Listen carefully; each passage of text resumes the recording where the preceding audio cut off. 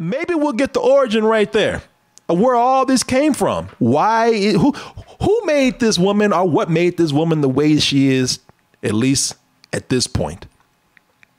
Also, Martin, maybe this would be the origin story of how you and I came to work for this woman right here. Oh, that's right. How we got gainfully employed by such a horrible person.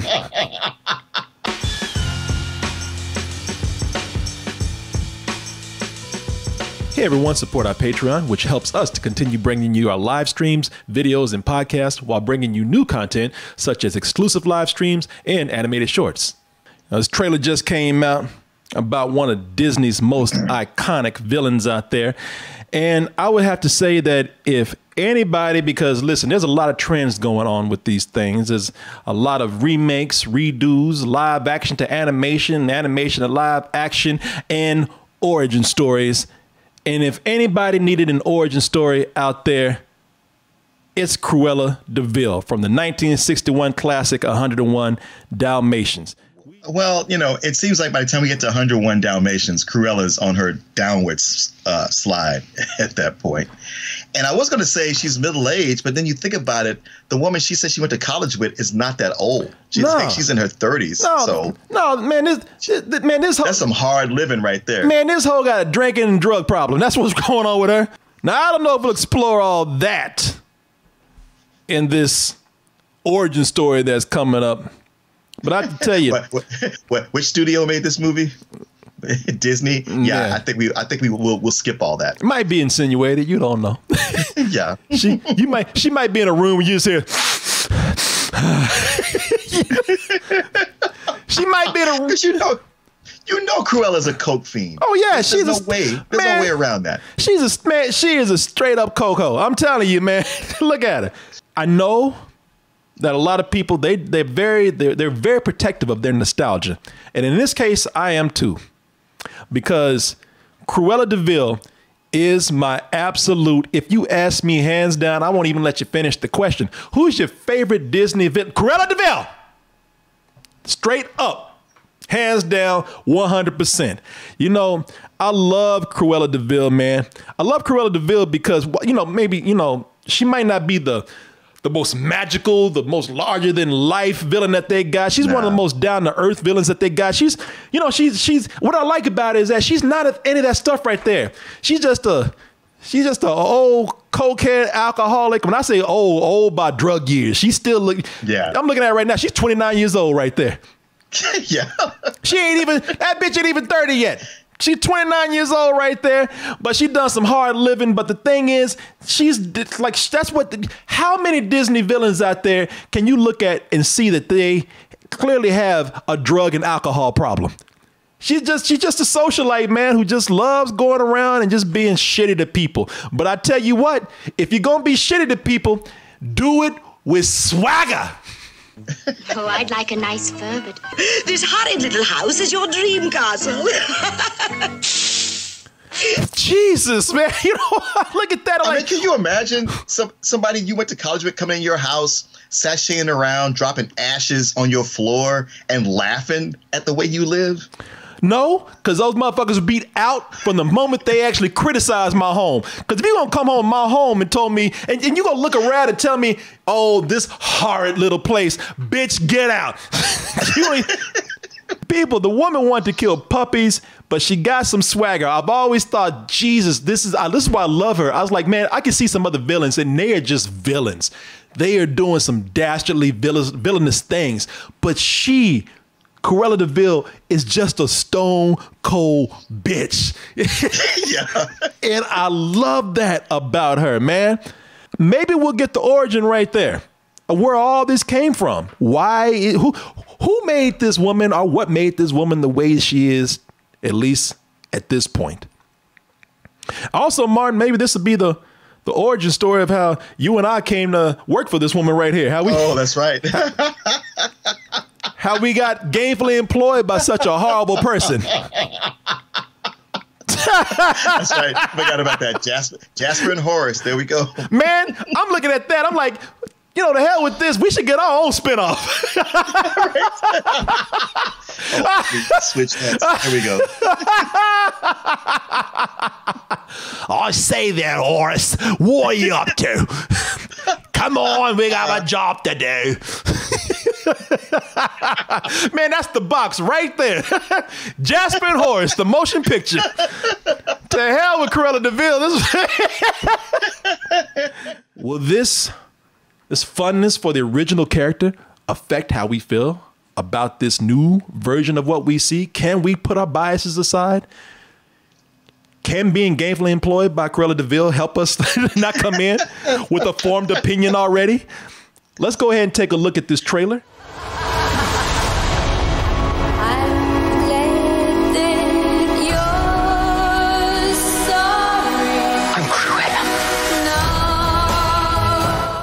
May 28th, you will know the name.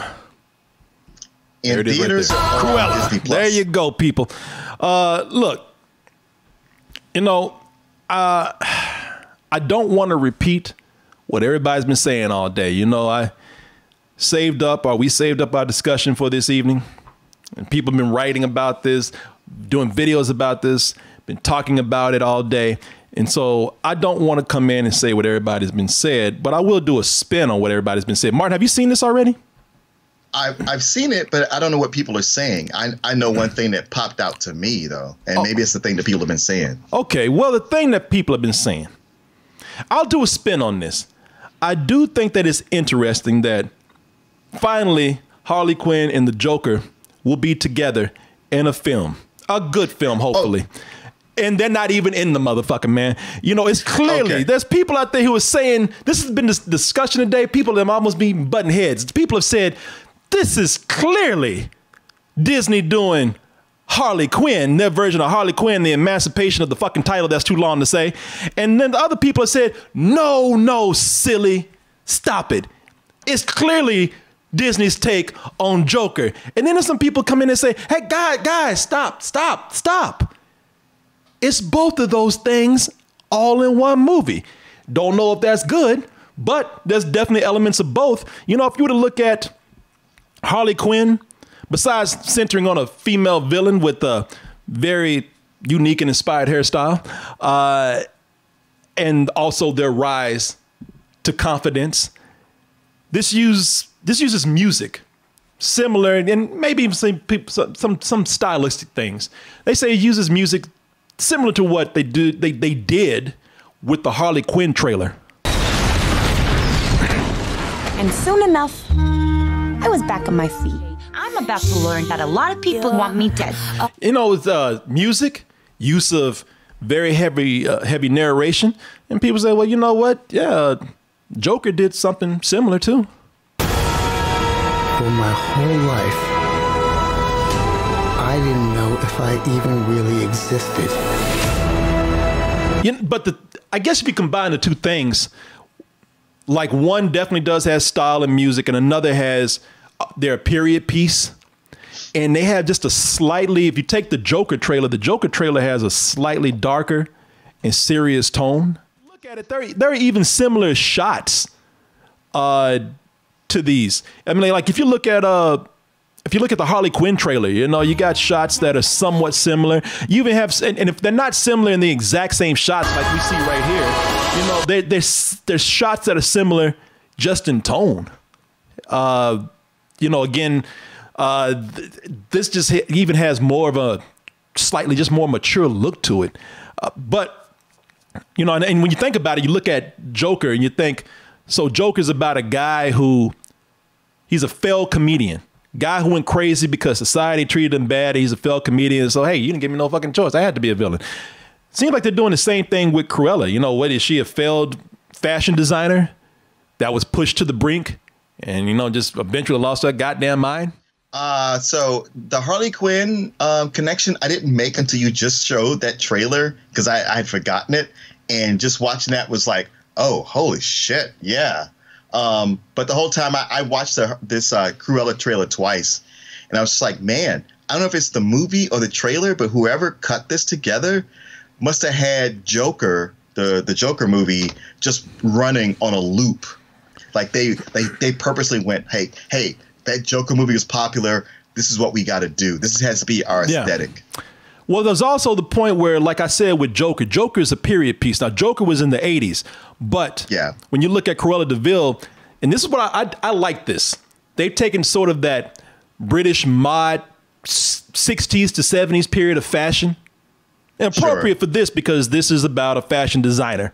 So I'm looking forward to that. I like period pieces. I love period pieces, either for the set design, like old cars and whatnot. But when you start getting into fashion and clothing and whatnot, I love when you go back to the late 60s, the 70s, early 70s especially. And it definitely looks like what they're doing here. And that appealed to me right off the bat. And like you were saying, I think a lot of people are making the connection to Joker more over the connection to Harley Quinn. Because I didn't make the Harley Quinn connection because Cruella had that split hairstyle before Harley Quinn had it. Yeah, but a lot of people are making that connection right there. They're thinking that this is Harley Quinn. It's totally valid. Now, once you played that trailer, I was like, oh shit, yeah, that's the other part of this. Yeah, I looked at both because I remember shots from Harley Quinn, and when I saw that, I said they're taking shots straight out of that movie right there. So I saw the connection with both of them being Warner Brothers projects too. Just keep in mind, and whoever thought that Disney be going up and pickpocketing Warner Brothers, you know, for what they're doing. Yeah. Why y'all got to be all Tom Brady on this? Somebody even said, "Hey, maybe they'll make the connection. Maybe Cruella will be the Joker's mom." When they make if they really want to do a crossover and tie in everybody, hey, we can all make some money today, but. When I look at this, I also think the connection to Joker is being made more because this really does look like somebody who was down and out and they were just pushed to the brink of insanity, or at least holishness right here. Pushed to being something because somebody kept them back, held them down, messed with their head when they were already the wrong person to fuck with. And that's a very similar theme to Joker. I'm looking at this and I'm thinking like, shit, for all I know, we might actually see her shoot a dog in this one. She might actually get a chance to kill a dog with this. Well, that scene with her on the motorcycle, one of the last scenes with her on the motorcycle and just driving by herself and the mascara's running and she's looking sad and the palette is muted. That right there looks like it comes straight out of Todd Phillips' Joker. Yeah. When you get down to it, we can talk about the look of this, the aesthetics of it, the creative design of it, whatever. But is this another case of creative bankruptcy? You know, studios doing what another studio did to make money because Joker made $1 billion. So they're saying, well, shit, I mean, we can't make Joker, but we can make sort of a family-friendly version of Joker. Why not do it with Cruella de Vil? Which I think it's totally that. Yeah, which might not be bad, just a toned down version of a character that the family can go see. I don't mind that. You know, but even when they do that, will it be good? And I don't mind mimicking. I don't mind people copying something. I don't mind people straight up jacking something. I don't mind people just ripping off something.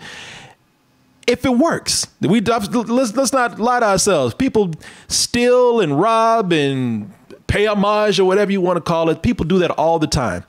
If they want to steal the tone and the feeling and even certain shots from both these movies, then fine. We've gotten some versions of 101 Dalmatians, and I don't mind the darker tone here. I don't mind the slightly more serious tone, maybe, because we already had one wacky live action remake of 101 Dalmatians. They were totally irresistible. We must go. I worship fur. Put them in a bag. With that narrator that everybody hates out there, can't you imagine being in a fucking room with that guy? Could you please plaster peas, please? Shut the fuck up, man. That's the Joel Schumacher, Cruella de Vil. Yeah, exactly.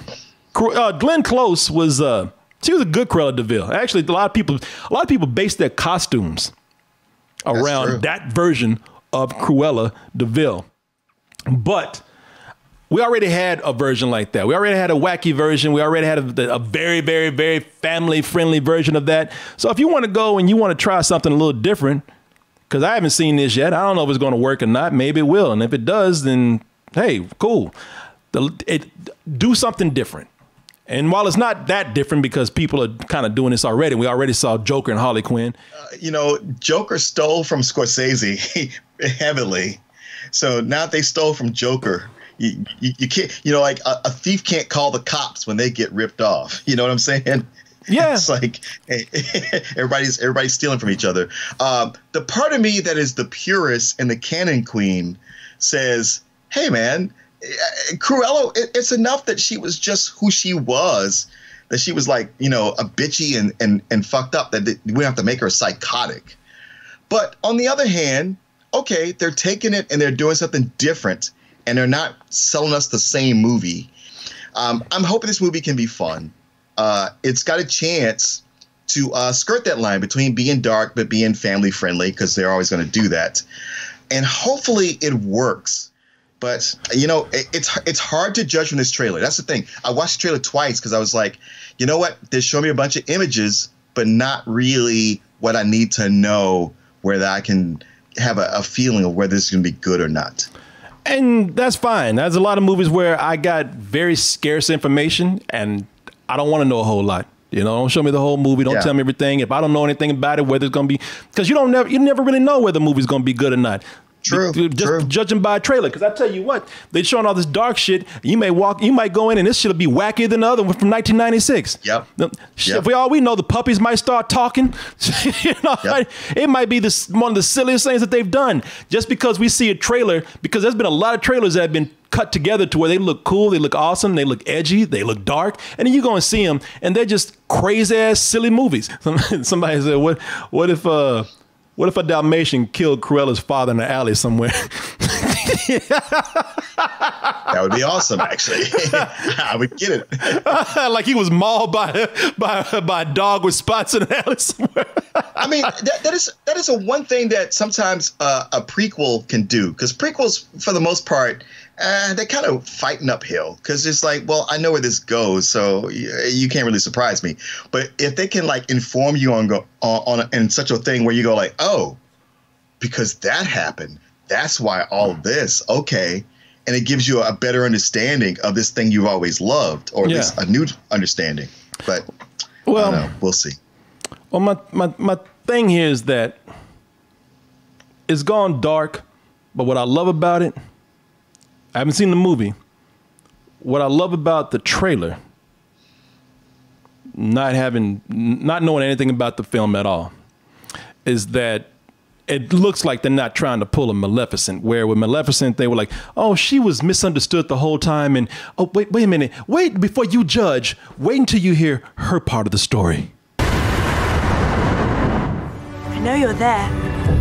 Don't be afraid. I am not afraid. Shit, if that had been Cruella and there had been a dog coming up, Cruella come out there and stab that bitch. That's the thing. Yeah, you got Maleficent. She's sitting up here making friends with the princes that in the original movie she tried to kill and everything. And it looks like with Cruella, with this, it's like, you know what my backstory is? No, I'm not doing any of that. My backstory is that I'm a crazy bitch. And maybe the circumstance that led up to me being this crazy, it led me to this unfortunate place. Is it sad? Cool. Maybe some sympathy. But fuck it. It is what it is now. I killed puppies. Let's deal with this at the moment. Ain't that as a movie where it's like, hey, it's not her side. It's not, oh, wait till you hear what she has to say and then you'll change your mind. It's not, no, you're going to be like, nah, I think she's crazier than I thought she was before. Was she always psycho? Because in the movie, what they do is they bring up things here to make you think like, all right, somebody pushed her to the brink and that person has to be, because I think is it Emma Thompson? Yeah. We see Emma Thompson's in the movie and they're making her look like, oh, she's the evil one that drove her to be more evil. That was a good girl before this woman got a hold of her. I look at that and I'm like, you know what? Maybe what if the story is she sees what no one else sees. She's the one that tries to stop her. Maybe she tried to reveal to everybody that this chick is crazy. That's why she can't get a job. That's why nobody wants to hire. That's why I don't want to hire. And maybe she even gets ruined behind it. Maybe that's the whole thing of it really is a story of a complete villain. Somebody that you might have just a little bit of sympathy for, but nah, man. And they were always bad. I would love it. I would love it if they would just make a villain a villain. instead of trying to go the whole Mr. Freeze way and go like, oh, but you should have sympathy. There should be some people you're like, nah, fuck them. No, this woman tried to help her. She's like, I'm the one that tried to tell you, motherfucker, she was crazy. And y'all looked at me the whole time like I was the one. like I was the one pulling the strings. Now that would be an interesting take. This chick that just ruined somebody else's life because they tried to actually help her, or they turned her down and just triggered her to the point of creating somewhat of slightly a supervillain. And that's what we get. What's that? I was going to say, by the way, I appreciate that she has that whole breakfast at Tiffany's look. Oh yeah, no, that's again, that's that retro look right there.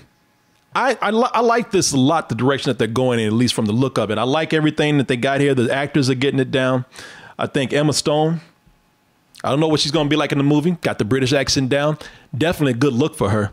I like her. I think they got her down as a young Cruella DeVille, especially looking at her right there.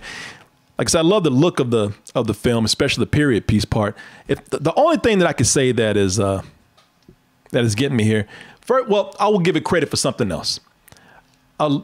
It could work very cool if they do nods to the animated version, but they're not very heavy.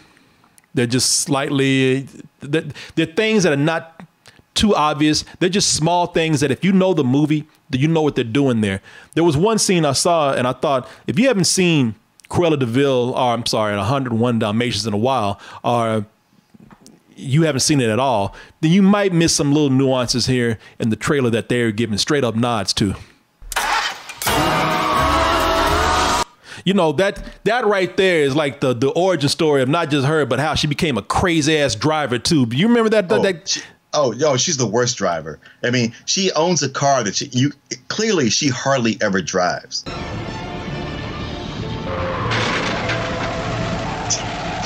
Hey, lady, what in thunder you trying to do? Crazy bitch.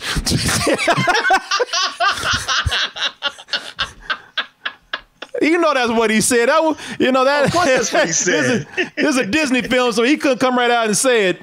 But I love that. I mean, it's in Britain, so he would have called her a cunt. Yeah, that's true. Crazy cunt. And she is driving insane. Look at this, man. I like that. They actually, I don't know how they're going to do it in the movie, but that is definitely a nod to what she's doing there in the film, man. Mm-hmm. Love that. The problem that I have with this is, Cruella from 1961. Again, not trying to just compare it because this movie's doing its own thing. I get it. I'm not trying to it's based on the same character, so you're going to have to compare it. That's just how it is, and people will compare. But I know that they're doing their own thing, and they should, because nobody wants to see a repeat. We want to see something new. But the thing with Cruella, the OG, the original, man, she was, like I said, she was a down-to-earth villain, man. She was, and the thing about her is that she wasn't like the Joker. She was just a heroin chick, man. And I'll show you something from the trailer here. I've got to pull it up right here. But no, that's what I said initially. Yeah, because I'm looking at her and here, listen, she is a straight up Joker level villain. She's setting shit on fire. She blowing up the city, and Cruella DeVille wasn't doing that kind of terroristic stuff. I mean, she was terrorizing puppies, but she wasn't going around the city doing that. And the reason why that is something that gives me pause here is because, goddamn it, no pun intended there either. But the reason why I think about that is because when I look at some of the characters from the original 101 Dalmatians, you have Roger and Anita. They're the married couple that Cruella tries to come in and steal the puppies from. And she knew Anita from college. And I'm looking at Anita, I'm like, how are you still friends with this crazy motherfucker right here? But here, she is larger than life in this trailer. Right. Like the new thing they got to do to pump people up for it. But yeah, watching the original movie, at least I got the impression that in college, they knew each other, and Cruella's probably more of a mean girl than anything else. That 10 years that they didn't know each other, Cruella just went down a slide. And she's like, oh, my old college friend, I kind of remember. Let me bring her over. And then when she's there, she's like, oh, shit. She probably voted for Trump or Boris Johnson in this case. I'm just saying, this bitch is a domestic terrorist at this point. No. They pumped her up far beyond what we knew her to be. Yeah, it was that was the big appeal to the original Cruella de Vil.